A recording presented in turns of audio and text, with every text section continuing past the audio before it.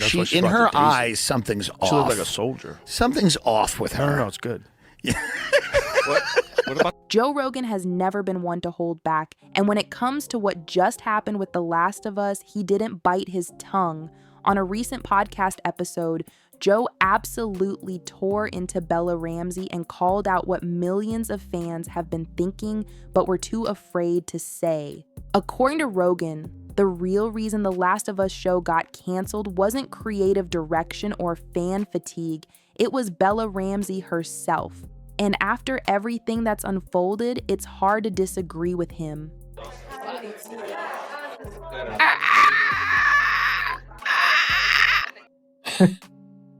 I'm sorry. That was acting. That's what that was. I don't really care what happens with this movie. I really hope her career is pretty much over. I'd be thrilled to see that. I can't imagine. I mean, Christian. Let's be honest. The Last of Us was supposed to be the future of video game TV. It had everything going for it: an established fan base, cinematic storytelling, A-list production quality, and a fresh take on the classic apocalypse theme. Season 1 was a hit. Pedro Pascal was perfectly cast. The tone, the visuals, and even the score pulled viewers in from every angle. But then something changed. And according to Joe Rogan, it all came crashing down the moment Bella Ramsey got too comfortable in her role and too dismissive of her audience. Ellie still looks and acts like a 14-year-old from season 1, even though she's supposed to be 19. During the podcast, Joe didn't hold back. He flat out said that Bella took one of the best roles on TV and ran it into the ground with her attitude and her choices.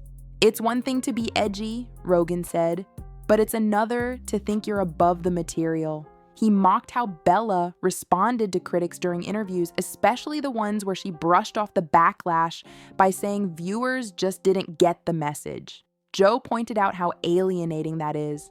No, people got the message. He said they just didn't like how she delivered it. And that's the heart of the problem.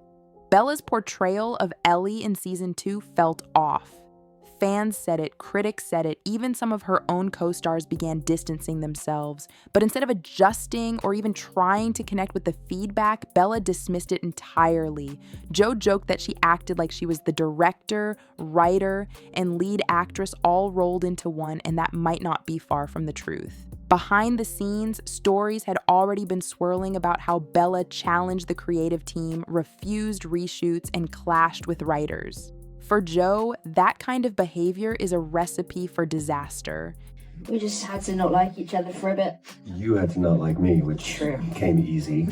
So Joel, I think I found something. Whoa! What? No, nothing. It's just your forehead seems bigger than last season. I think I found a way. What really got Joe fired up was how quickly things spiraled out of control. Season 2 saw a massive drop in viewership, ratings tanked, online discussions became more negative by the week. Joe pointed out that even though The Last of Us had every advantage possible, it collapsed under its own weight because the lead actress couldn't carry the emotional tone that season 2 needed. According to Rogan, Bella didn't just fail to elevate the material, she became a distraction from it. It didn't stop there. Joe highlighted how Bella's social media blackout after the finale aired wasn't some graceful exit. It was a red flag. You don't go from doing every press interview to completely vanishing unless something went seriously wrong, he said, and he's right. Bella's silence spoke volumes. She stopped promoting the show, she disabled comments, she deleted tweets. It wasn't damage control, it was a complete retreat. Rogan roasted the fact that HBO never even gave her a send-off, joking that they ghosted her like a bad date. Yes, maybe we can prop it open with something and you can slide. Whoa! Oh my god, what? Is it getting bigger? Stop it. No, seriously, what's with that? It's fine, Joel. Does it hurt? Joel, please. You're making me self-conscious. I'm sorry, it's just a little bit startling. Normal head, Joel. Can we just get back to the door things? Planetary. Leave it. It's gonna have its own area code soon. Like most people, I liked the first season. I thought they did a great job. Season 2, I was skeptical on them not recasting Ellie and keeping Bella Ramsey as Ellie because it's supposed to take place 5 years into the future, but obviously Bella Ramsey in real life was not going to age that much in, the 2 years it took between seasons. So in the show, Ellie still looks exactly the same, but is supposed to be 5 years older. Also, Ellie still acts exactly the same. For some reason, they made the decision for The Last of Us Season 2 to make Ellie dumb, to the point where she even says that she's stupid. Why? That just kind of betrays the character. Joe also went after HBO for their handling of the situation. He mocked how the network, which once paraded Bella around as the face of the future, now wouldn't even mention her name. He said it felt like they were trying to pretend she was never there in the first place. They went from building the franchise around her to canceling the whole thing, he said, and that tells you everything you need to know. And then came the real sting. Joe compared Bella's collapse to other high-profile Hollywood flame outs.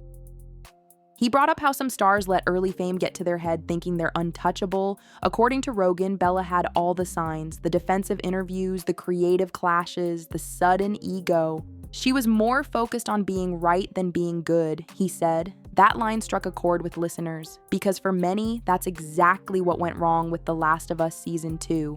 Joe also talked about how the fans were treated. He roasted the fact that anyone who criticized the show was called toxic or ignorant. No, he said, they're just viewers who wanted the show to succeed. He criticized Bella for acting like she was above the audience that made her famous. According to Rogan, you can't build a fan base by talking down to them. That only creates resentment. And in Bella's case, it created a tidal wave of backlash that HBO could no longer ignore. Even more telling was Joe's breakdown of how the rest of the cast and crew reacted.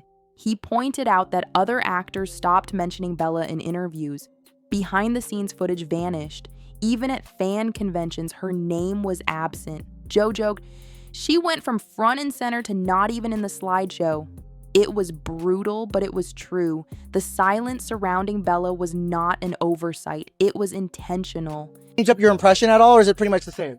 Well, the noise is the same. I've not got any more noises in my back pocket. The new infected are pretty terrifying. They're so smart, and they haven't really got a noise. That's the whole point of them. They're silent and terrifying. Ooh, give us a little silent and terrifying.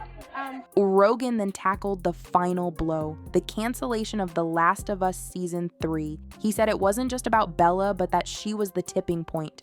When your lead actor becomes the reason people stop watching, that's game over, he said. Joe emphasized that studios don't cancel billion-dollar franchises unless they absolutely have to.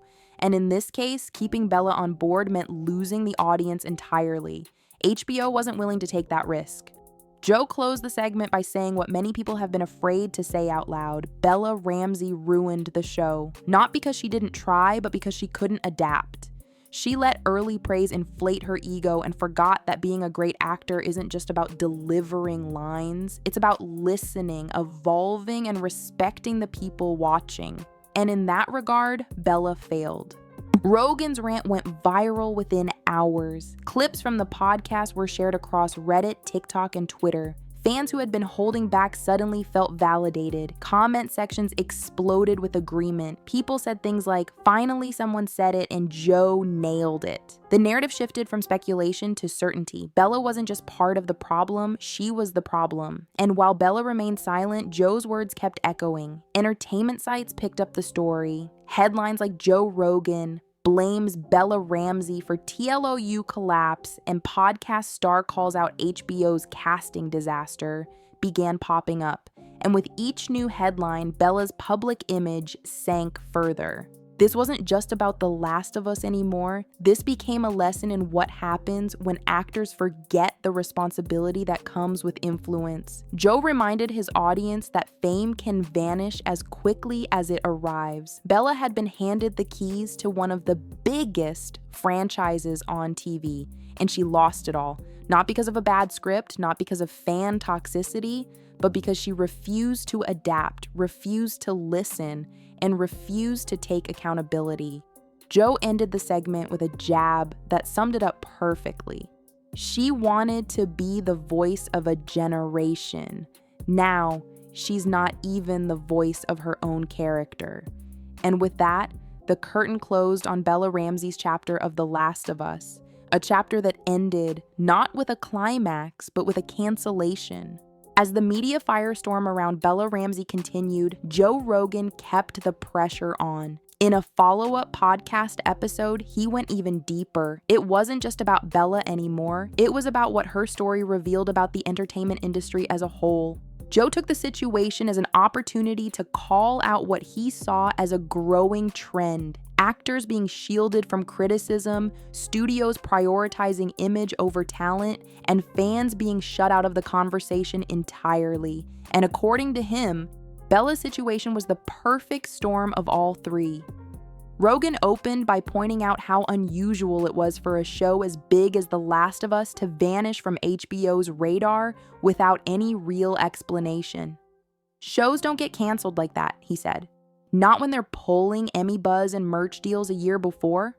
For him, the fact that HBO buried the franchise so quickly, without a press release or farewell tour, meant one thing: damage control.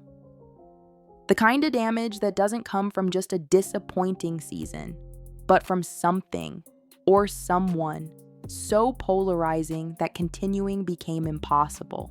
Joe then shifted focus to Hollywood's refusal to acknowledge mistakes. He said that casting Bella was a gamble that clearly didn't pay off, but instead of owning it, the people behind the show tried to pretend it never happened.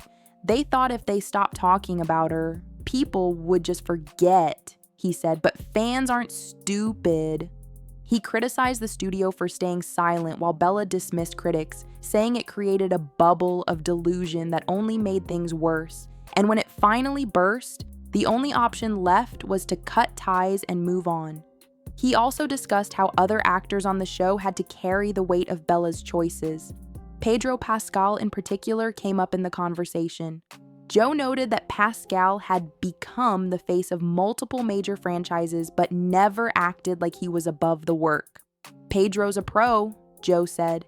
He shows up, he does his job, and he respects the fans. Comparing that to Bella's trajectory, Joe argued that talent alone isn't enough. You need humility. Without it, even the most promising careers can spiral. Listeners chimed in through messages and live comments, with many agreeing that Bella's attitude created an uncomfortable atmosphere around the show. Some mentioned how the energy shifted during interviews, especially in group panels. Joe recalled one clip where Bella interrupted a co-star to clarify her own interpretation of a scene, something that rubbed both the actor and the audience the wrong way. "That's not leadership," Joe said. "That's ego." He then touched on Bella's media presence before the fallout. At first, it was charming. Her unfiltered answers, her strong opinions. But as time passed, what once felt refreshing started coming off as condescending. Joe played back a few clips of her most controversial interview moments, ones where she called viewers uncomfortable with nuance or labeled criticism as noise from the sidelines. After playing the clips, he shook his head and said, "That's not how you build a legacy. That's how you burn bridges." Joe also took a jab at the way the show's PR team handled the rollout of season 2. He pointed out that HBO leaned heavily into social issues in marketing campaigns, but neglected the one thing that really mattered to viewers: storytelling. According to him, they put too much energy into defending choices and not enough into making them resonate. "You can't market your way out of a weak performance," he said, and Bella wasn't strong enough to carry the season no matter how they spun it. Another aspect Joe addressed was how quickly public perception flipped. Bella went from darling of the media to scapegoat almost overnight.